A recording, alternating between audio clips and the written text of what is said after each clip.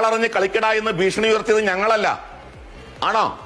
ആളറിഞ്ഞ് കളിക്കട എന്ന് ഭീഷണി ഉയർത്തിയത് ഞങ്ങളല്ല. അല്ല, ഇതേ ഞങ്ങൾക്ക് പറയാനുള്ള തരത്തിൽ പോയി കളിക്കട എന്നാണ്. ഇതൊക്കെ ഞങ്ങളോടാണ് പറയുന്നത്. ആളറിഞ്ഞ് കളിക്കട എന്ന് ഭീഷണി ഉയർത്തിയത് അഭിലാഷേ ആരാണ്? ഞങ്ങളല്ല. ഞങ്ങളൊരു ഭീഷണി ഉയർത്തിയിട്ടില്ല.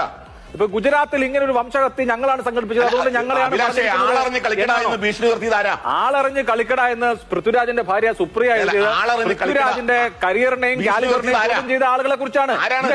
ഇതെല്ലാം ഞങ്ങളെ കുറിച്ചാണെന്ന് നിങ്ങൾ വിചാരിക്കുന്നത്.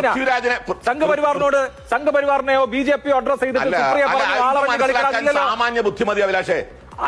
ഇത് മനസ്സിലാക്കാൻ ഞങ്ങളെ കുറിച്ചാണെന്ന് നിങ്ങൾ വിചാരിക്കുന്നത്. ചരിത്ര സംഭവങ്ങൾ കൂടി ചേർത്ത് വെച്ച് ഈ ആളറിഞ്ഞ് കളിക്കട എന്ന് പറഞ്ഞ ചരിത്ര സംഭവവും കലാപത്തുമായി ബന്ധപ്പെട്ട പൃഥ്വിരാജിന്റെ അദ്ദേഹത്തിന്റെ ശേഷി, അദ്ദേഹത്തിന്റെ പാഷനെ ചെയ്ത ആളുകൾ ഉണ്ടായിട്ടുണ്ടല്ലോ. അവരെ അഡ്രസ് ചെയ്തിട്ടാണ് സുപ്രിയ മേനോൻ ആളറിഞ്ഞ് കളിക്കട എന്ന് പറഞ്ഞത്. ആരെന്ത് പറഞ്ഞാലും അത് ഞങ്ങളെ കുറിച്ചാണെന്ന് നിങ്ങൾക്ക് തോന്നുന്നത്. അദ്ദേഹം ആളറിഞ്ഞ് കളിക്കണം.